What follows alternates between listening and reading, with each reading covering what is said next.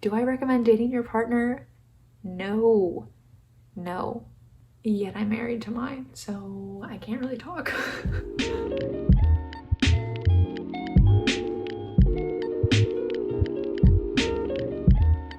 Hey guys, welcome back to my channel. If you're new here, my name is Rickie, and today we are actually doing a Q&A. I got a lot of really good questions, and I said I'm going to try to answer all of the questions, but if I do this video, it will probably be over an hour long, and so any questions that are similar, I'm just going to kind of group them together. I split this video up into a few different categories. The first category of questions is just going to be all about dance questions, competition questions, stuff like that.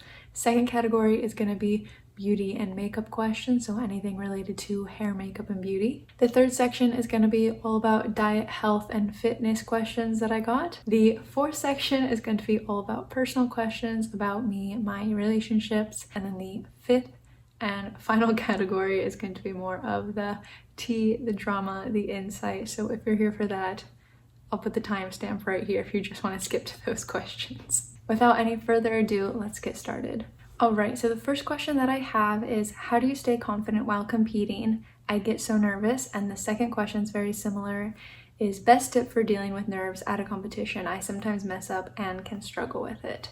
So the easiest answer for me to give you is just to always just focus on what you love. If you absolutely love the dress you're wearing that day, or you love the song that comes on, try to focus only on the positives and focus on enjoying your dance and thinking about the things that you love instead of thinking about all the things that can go wrong, because when you focus your mind on those, your brain just keeps putting those thoughts into your head, and it's just a vicious cycle, and then it will come out in your dancing. We don't want that to happen. So if you only feed your brain with positive thoughts and everything that you love about that day, I'll guarantee you you're going to feel a lot more confident and the competition is going to go much better.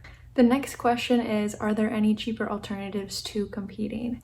There are definitely alternatives, especially in the United States and in the UK. A lot of studios will have socials, which are either during the week or on the weekend, where you just go and you pay a very small fee to get in, and usually they have some sorts of refreshments, and it's just a bunch of people there, and they turn on many different songs, and you can just dance to the music and bring your own partner, or a lot of people come by themselves and you can just dance with other people that are there. And the other thing that would be a really good alternative to competing is just performing showcases.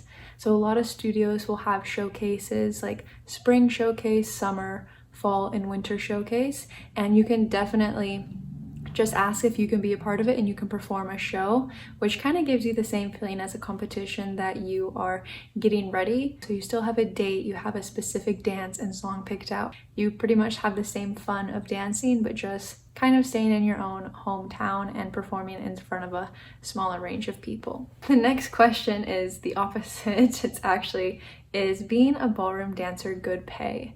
So this question really just depends on where you are as a dancer. If you're me and you're still in that basically student zone, I've been dancing for almost 16 years and I've been teaching for about 5 or 6 years of that time. As a teacher, I can make good money teaching, but it's not going to be a 9-to-5 job. I don't have a bunch of lessons lined up every single day. Every single penny that I make teaching just goes back into my dancing. Lessons, shoes, dresses, flights, hotels, entry fees, everything.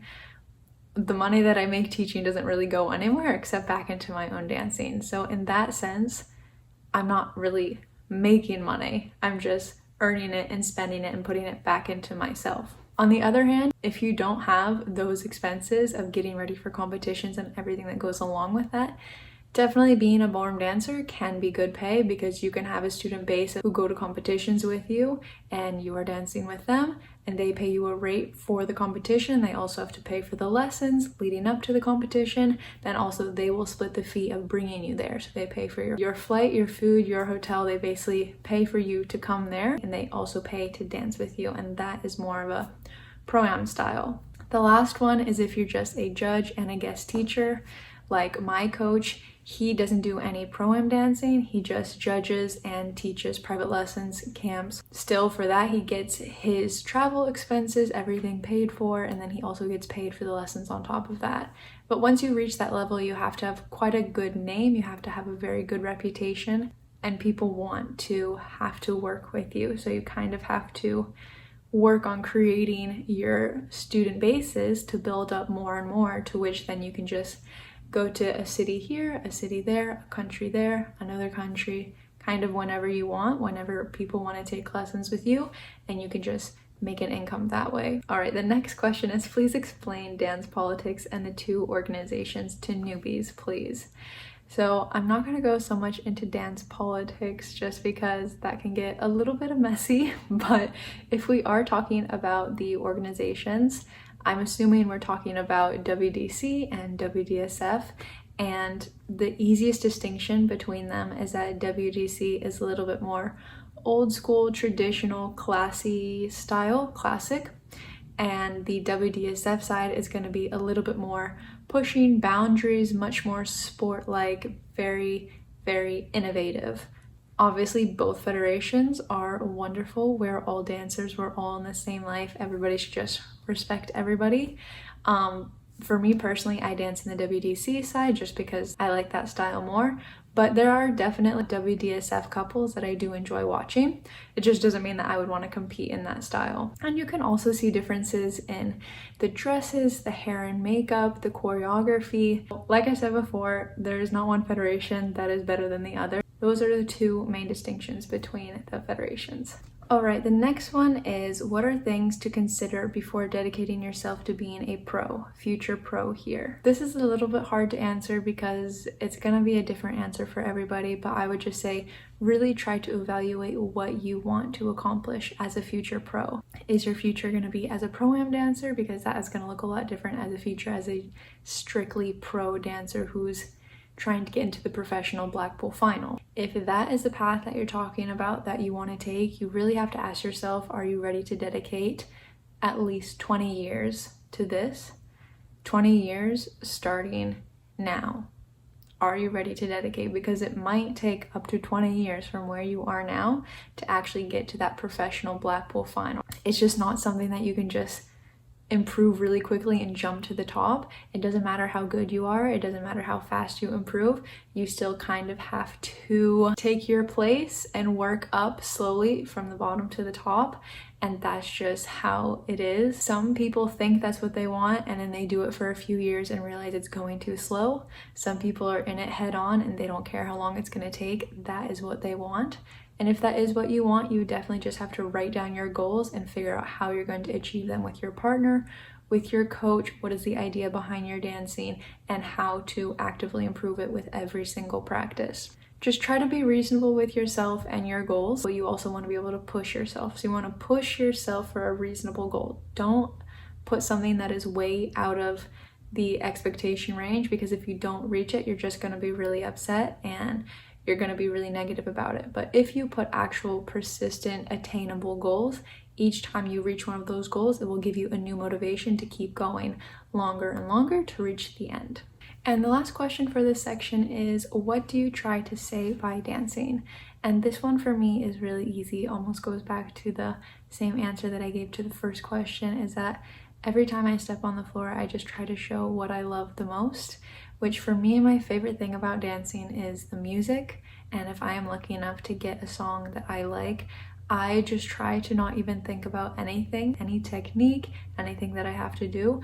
I just dance with my partner and I dance to the music however I want.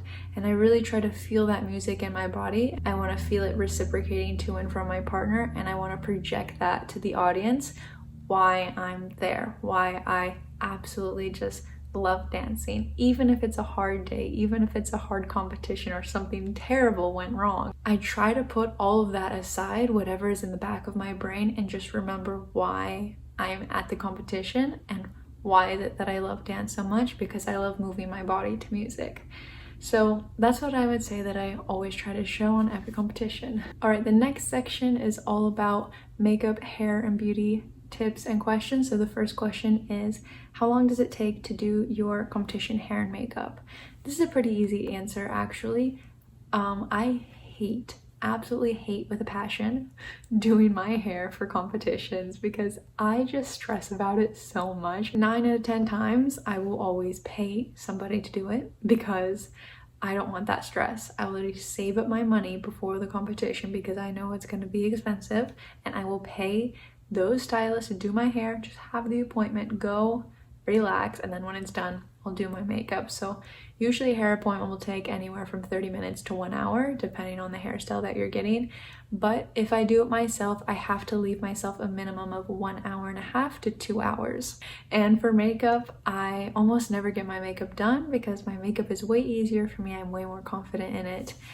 If I'm doing my makeup really, really fast, I could probably do it in 30 minutes, which is insane. I've had to do that more than once, unfortunately. Most competitions, when I do give myself time, I will give myself 1 hour, 1.5 hours to do my makeup. So total to do my hair and makeup, I would give myself at least 4 hours. All right, the next question is, what is the best way to do a smoky eye, blending out with red or brown? So this one, it just depends on the undertones of your dress and the rest of the look. So if you have really, really warm undertones in your skin, in your dress, and like your lipstick, for instance, you're definitely going to want to blend out that black with a really, really warm chocolatey brown kind of going into the red side of things. If you have a really, really cool tone dress, then you're going to want to do on the more cooler side, which is going to be a black blended into a cool tone brown, almost black to purple into cool tone brown, if that makes sense. But that's just going to be on the cool side versus the warm. So both of them are right. It just depends on how you look on the day of the competition. The next question is, what is the best ballroom makeup tip? Practice your makeup like crazy. If you're not 150% confident in it, you need to go to your bathroom, you need to pull out your makeup and just practice for 30 minutes, 45 minutes, 1 hour until you have that look down and once you're confident. Aside just from practicing, the one thing that is like a huge pet peeve to me, which I would always say, please do not do this, is if you have bleach blonde hair, even if you don't bleach it, but you do have blonde hair and it's very light on the competition, do not fill in your eyebrows with a black eyebrow pencil. Please. I don't know why. If you have dyed black hair, you can do that. You can have the black eyebrows. But if you do not have black hair, like I have pretty, it's not that dark of brown hair, but it's dark brown hair. But when I have my competition hair done with the gel and the hairspray, my hair is very dark and I don't even use a color that is close to black. That would look way too intense, way too scary. I always go with a dark brown. So if you have blonde hair, please just fill your eyebrows in a little bit lighter. It's very scary to have black eyebrows and blonde hair. All right, the next question is, are you looking to sponsor anybody for hair and makeup at dance competitions? During the competition season, I do take as many makeup appointments as possible. I love doing makeup for clients, and there's this one girl, Annika Mugen, and she is my one and only RickieT.Beauty ambassador. I absolutely love her. She asked me to do her makeup at a few different competitions and we just clicked right away. I love her personality. She's so sweet and she's a very, very lovely girl. That being said, she was like my one sponsored girl for 2020, but because we've had no competitions, I haven't been able to meet with anybody new or even get any ideas for future sponsored girls. So it's definitely an option for the future, just not right now because everything is crazy right now. And the last question is, when will you do the giveaway? So I had a giveaway planned once I reached 1,000 followers on RickieT.Beauty. And when I was approaching that, I actually had a job at a coffee shop because Corona, of course, I lost my job teaching. So I was working at a coffee shop and every single week I would get tips and I would collect them at the end of the week. And I worked there for 2 months, and for 2 months every single week I saved all of my tips and I didn't spend a penny. At the end, I had enough money to buy makeup for the giveaway.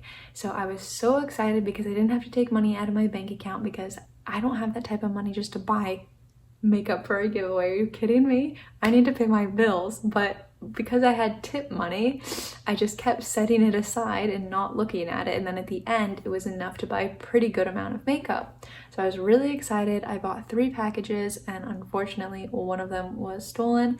Only the 2 other packages arrived. Now all the makeup that came in those 2 packages I still have sitting aside for the giveaway winner. But the package that didn't come was the biggest package. It was the most expensive and had the most makeup in it, which was almost half the prize. And I didn't want to run my giveaway with only half the prize. I thought it would be kind of lame. So I decided once I have a bigger number of followers that we'll do the giveaway again, and it will give me a little bit more time to save a little bit more money and buy some more makeup to replace the makeup that was stolen. That being said, I do have a goal to reach 1,250 followers on RickieT.Beauty by the end of 2020. This is the current amount of followers I am at right now. So please, if you want to help me get to that goal and you want to get to the giveaway, go ahead, follow me on that page, because once we reach 1,250 followers, I will be doing the giveaway. Promise. All right, the next section is all going to be about food, diet, health, and fitness. And I have 3 questions that are quite similar to each other, so I'm just going to read them and group them together. The first one is, do you follow any specific diet, calorie count, or anything like that? The answer is no. And it's not because I don't believe in counting calories or being in a calorie deficiency to lose weight. But for my body, I am very, very grateful. I have never been in the position where I feel like I really need to lose weight. I have an extremely fast metabolism.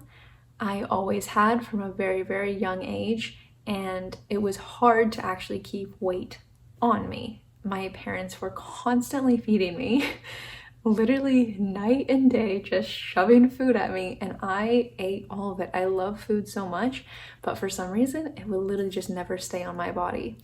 Until I was about mid 16 to 17.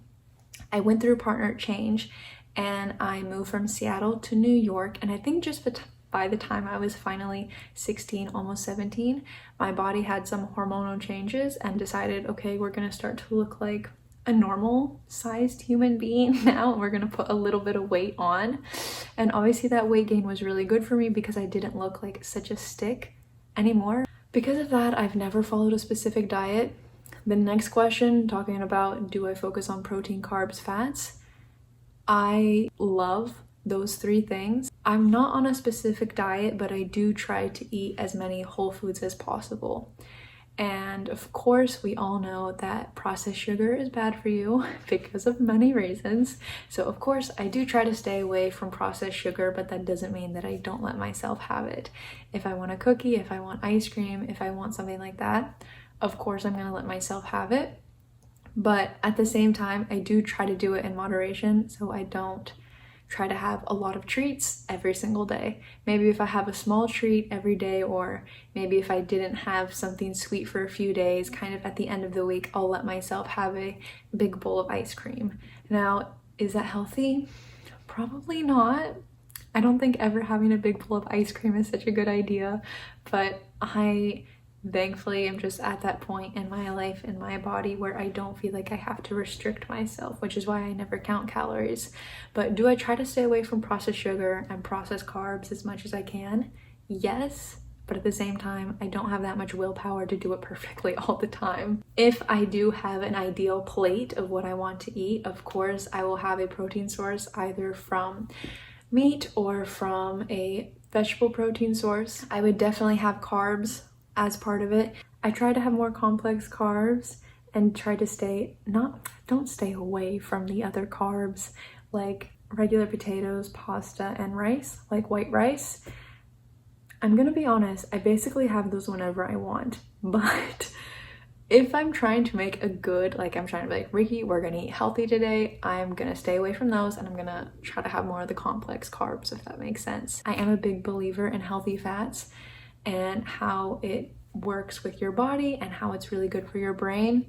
I'm not that good at adding them into my meal just because I don't really like a lot of healthy fats that much, but because I do know they're healthy for me, I do try to put it in my meal if I can. And then of course Of course, I love my fruits and vegetables. I try to have fruits and vegetables as much as possible, almost at every single meal. Obviously, they're gonna make your body feel much better because it is a whole food rather than a processed version of any of those foods. So that, I guess, would be my ideal plate. If I were to be following a diet, it would probably just be as many whole foods as possible with a source of protein, complex carbs, healthy fats, and a lot of fruits and veggies. The last question about what do I eat in a day, that is just like, it really depends on the day. Sometimes I'm so good and I have like a delicious protein shake for breakfast. Whenever I'm having these shakes, they make me feel really good and they taste so freaking good. I just have a packet. I have one banana, either just a fresh banana or a frozen banana that I froze the night before. And then I just add a little bit of peanut butter and unsweetened almond milk.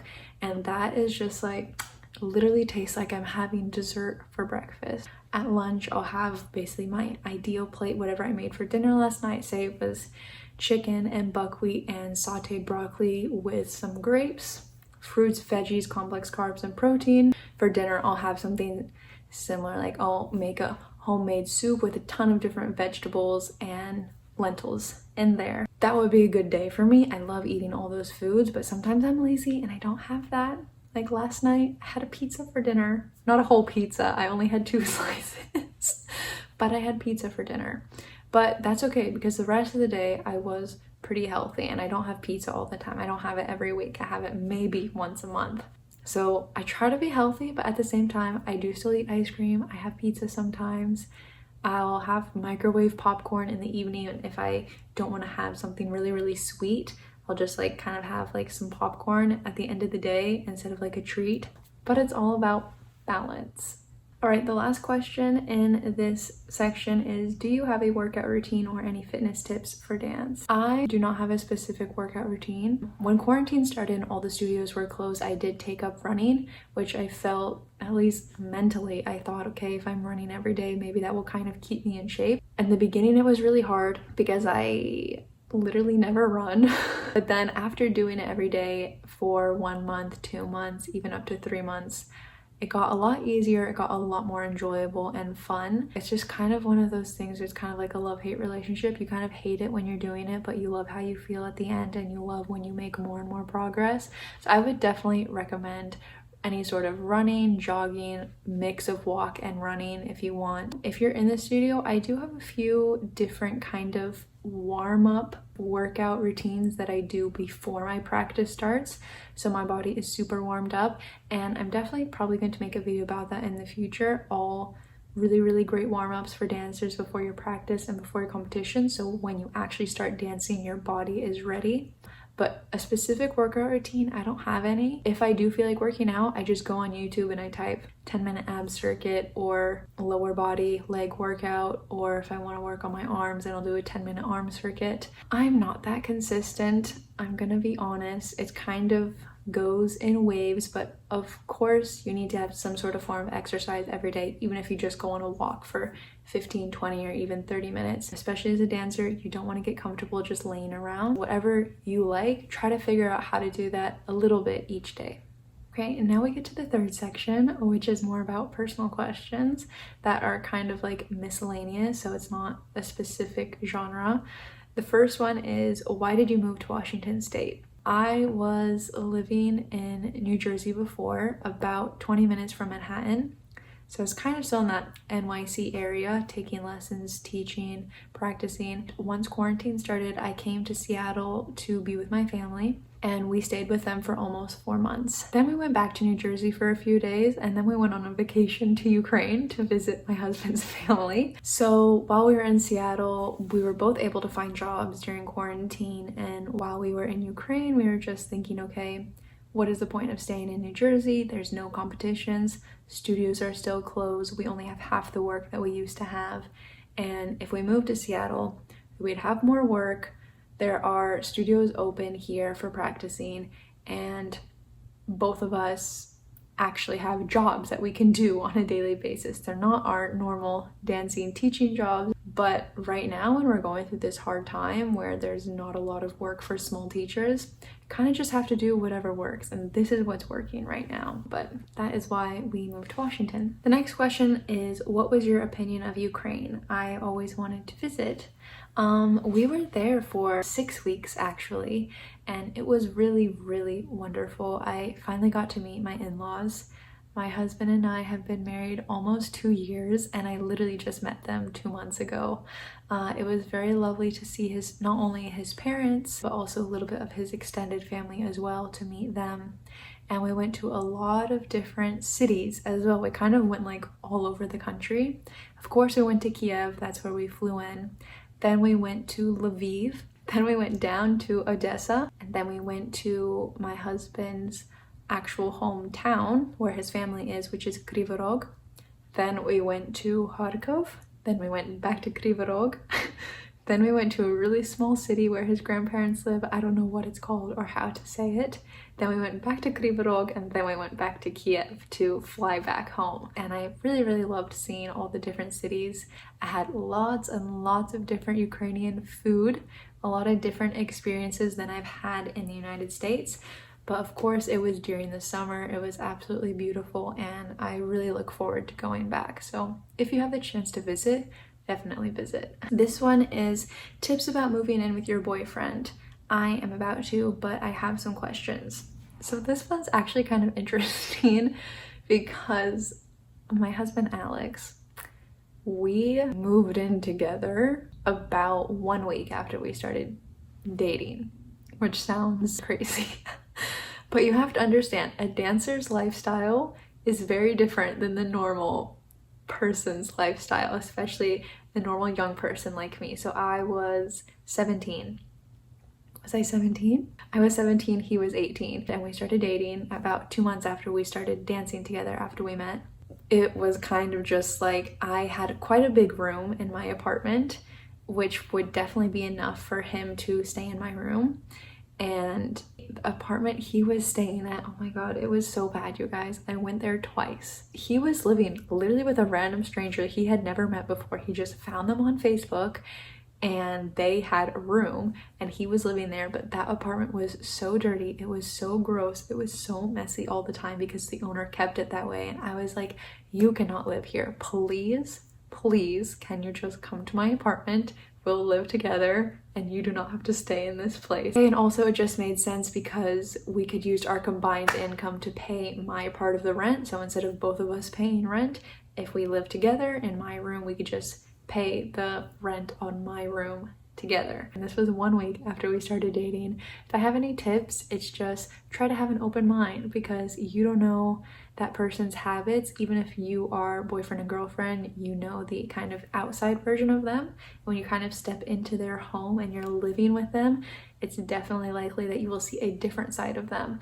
So just try to keep an open mind about what they like to do and their habits, and hopefully they'll also keep an open mind about you. Try to stay positive, focus on how much you love that person, even if you get in a fight, and even if you disagree, just say, hey, we're gonna get through this because we love each other, and try to go from there. Now, I have 2 questions that are very similar. The first question is, what is your current dream career or career goal? And the next question is, share your aspirations. My dream career is to do something I love, which is so cliche, but I really love dancing, and I love content creation. So I love making YouTube videos, I love making Instagram videos, and I love makeup. So if I can just combine like all of those into one job, that would be my dream career. About my dream goals, my aspirations in life is to, another cliche thing to say, is to be happy. There is nothing in this world that means more to me than being around loved ones, which is my husband and his family and my family. It doesn't matter if I'm rich or I'm poor, if I'm beautiful or if I'm ugly. Even if one day I'm so lucky to have a family of my own, or if for some reason I'm not able to, as long as I'm with my family and I'm with my husband and we're doing something that makes us happy, that is my goal in life. This question, oh god, I'm sorry. The next question is, should you ever date your dance partner? And if so, how do you balance and stay focused? And the next question is also very similar. It says, how do you balance personal life with ballroom, especially with your partner and spouse being the same? So this is a very tricky question. If you ask me, should you date your partner, I'm going to 100% say no. I do not recommend it. I have always tried to stay away from it. For me to say you shouldn't date your dance partner, and I am a 19-year-old who is married to my dance partner, I'm kind of a hypocrite to say that. From the honesty in my heart, I would say do not date your dance partner for as long as possible. If we're talking about the balance side and you find yourself in that situation like me, you have to have patience. And it is a very hard thing to remember because depending on your personalities might click very well in the relationship and not on the floor. Or it might click really well on the floor, but not so well in the relationship. So you have to be patient. You have to learn about your partner. You have to learn about them, about how their mind works, about why they do the things that they do. And then you can take that understanding of them and choose your actions better. And it goes vice versa. Same for them. They should be able to study you, ask you questions, learn about you and why you react the way that you do. And just always remember that you are on the same side. You are on the same team together. You want the same thing. When you start to forget that, it can very easily feel like you guys are on opposite sides and you're just in a war against each other. And that is the last thing you want in a partnership or any sort of relationship. So it doesn't matter what you're facing. Try to turn to the other person and just say, hey, we're on the same side. Let's work together instead of working against each other, because that is just going to drive you farther and farther apart. And if you ask more on the side of how do you balance personal life, the easiest thing is just leave the dance drama at the studio. And when you're home, just be that beautiful husband and wife or that boyfriend and girlfriend that you are and enjoy them for their true personality, how they are. Not about how they dance, not about how they are in the studio, just who they are, because that is who you're in a relationship.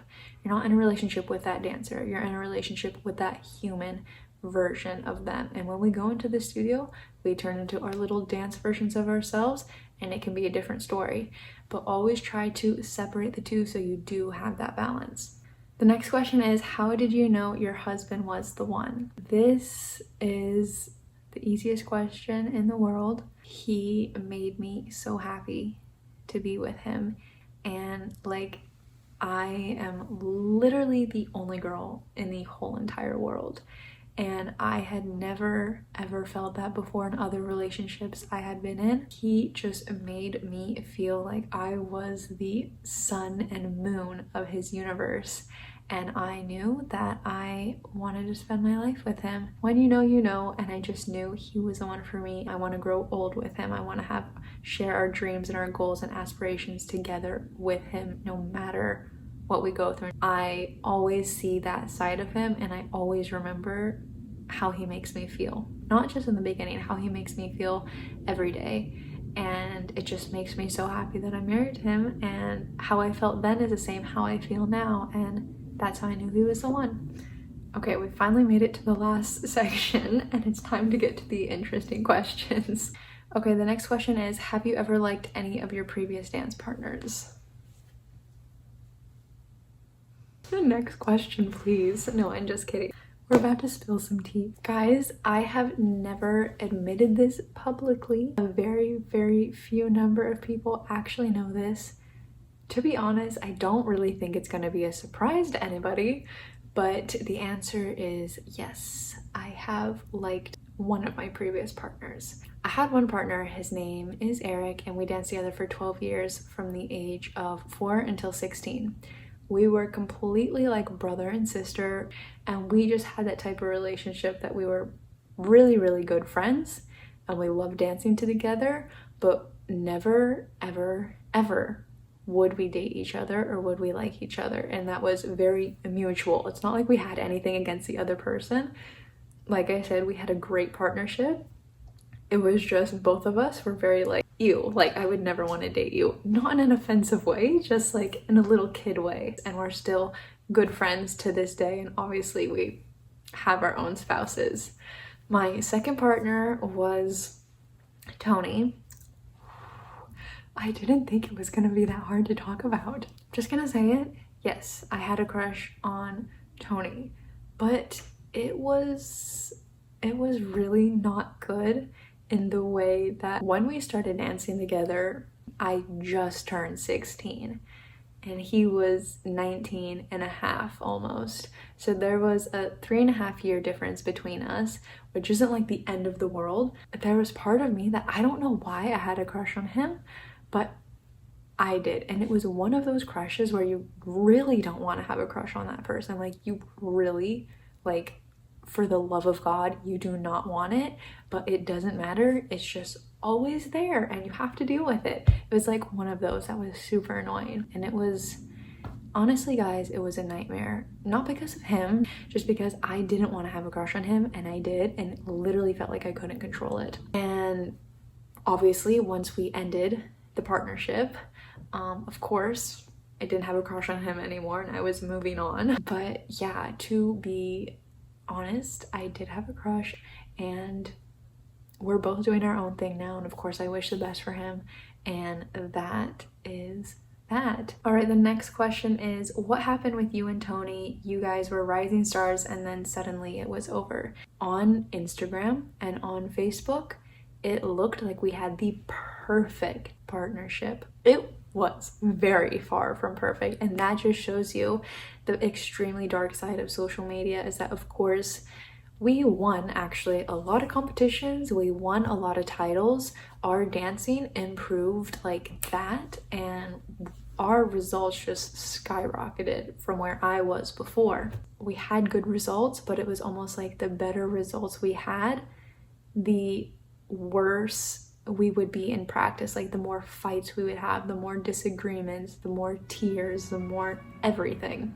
And it doesn't matter how well we did in the competition, it doesn't matter what place we got, it was almost like the more fame we had, the more screwed up our partnership was, and that is a very, very unhealthy place to be in. And of course on the outside you couldn't see that because you only see pictures of us smiling with the first place trophy and you see videos of our dancing and everything looks like it's just great. We had like 4 or 5 different sponsors, which I had never had before, and everything just looked rosy and peachy. But if you saw us in the studio, you would understand that it was probably for the best that we ended up splitting, just because for both of us, we were just in a very dark place, and it was only our absolute love for dance that we even lasted a 1.5 years together, which is a very short time for a partnership. Both of us loved to dance so much, we didn't want to end the partnership, but I realized and I understood how unhealthy it was, and it was me. I was the one who ended the partnership. It was extremely difficult to do, but like I said, I wouldn't change anything, and everything happens for a reason. And of course, I hope that he's doing well now. I'm so thankful for the partnership. I'm thankful for every day and every experience we had together, whether it was good or bad. But kind of the reason why I ended is because it was just really toxic and unhealthy for both of us. All right, we get to the very last question, finally, you guys. And this is, what is your funniest competition story / fail? And the person who asked this, you know who you are. And I actually have 2. They're both so terrible. I'm just gonna try to get through them quickly. So the first one happened with standard and one happened with Latin, and they actually both happened with Tony. We were 10 dancers. It was our first year dancing Blackpool together, and this was 2017, and of course as 10 dancers we're dancing the under 21 and the rising star amateur category. So we're dancing Blackpool literally for like 6 days, 7 days, something, way too many days. I believe it was the under 21 ballroom day, Blackpool 2017, something like the 96 or the 48, I can't remember. It was one of those two. We didn't even make it past the 48.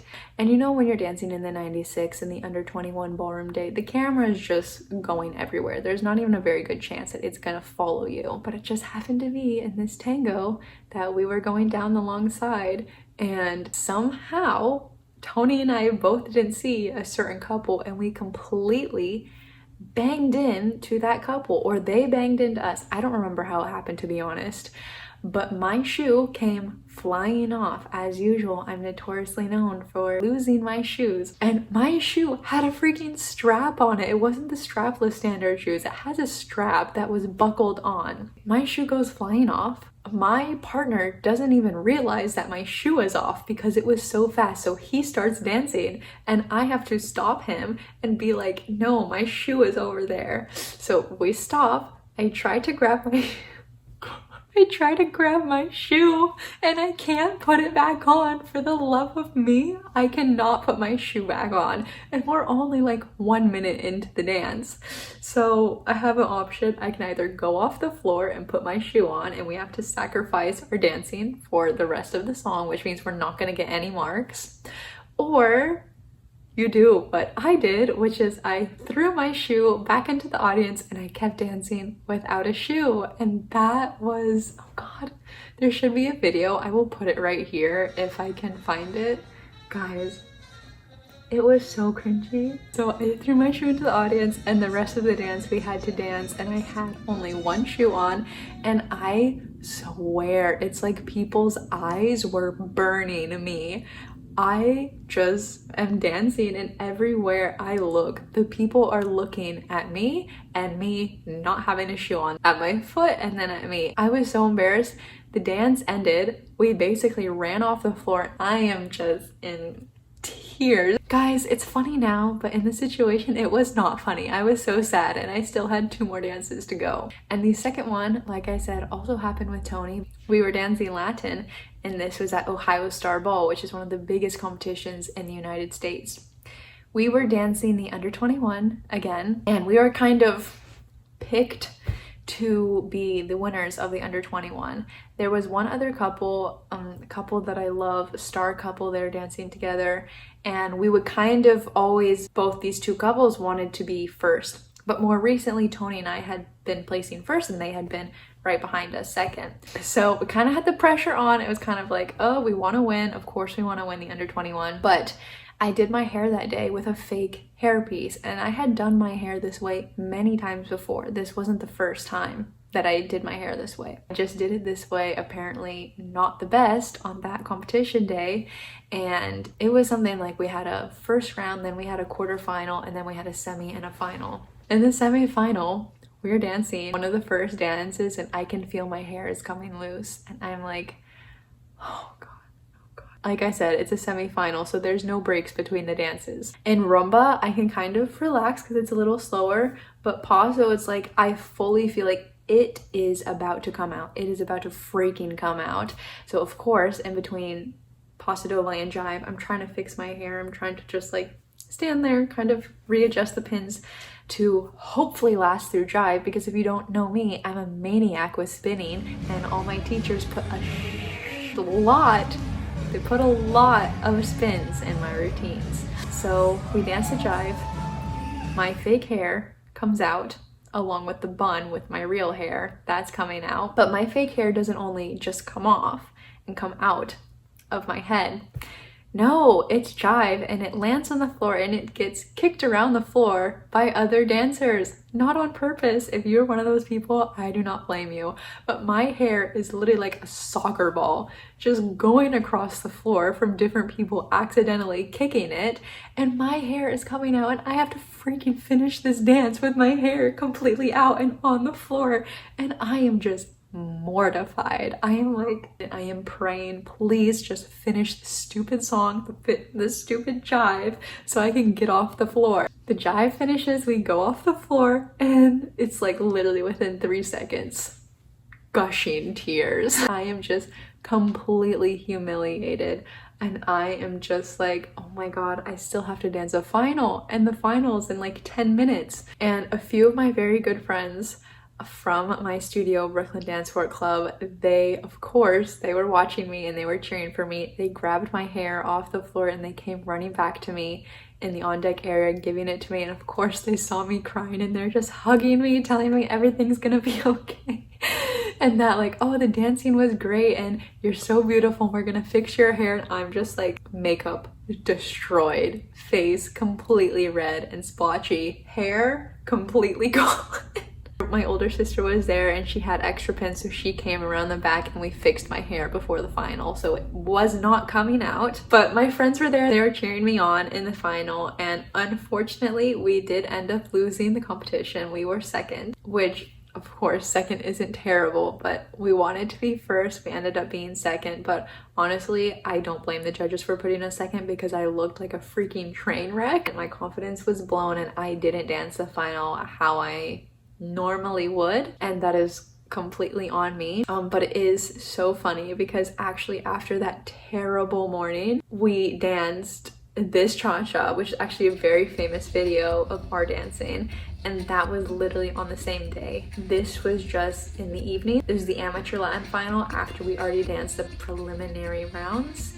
And this is one of the best cha-chas that we've ever danced, and it's my favorite cha-cha that I've ever danced. So it's so funny how something so amazing and great that you love so much that just comes together perfectly happens after literally everything falls apart and you just think the world is over. Those two moments I will really keep with me, and those are just two of the many embarrassing stories that I have. But those are definitely more towards the top of kind of embarrassing fail moments. And that brings our Q&A to an end, guys. I loved making this video so much. I feel like I talk so much. I really hope this video isn't way too long, but if it is, and if you made it to the end, congratulations. I love you. I really hope that you enjoyed this video, and I can't wait to keep creating more and more content for you guys. Please let me know in the comments down below what you want to see from me next. If it is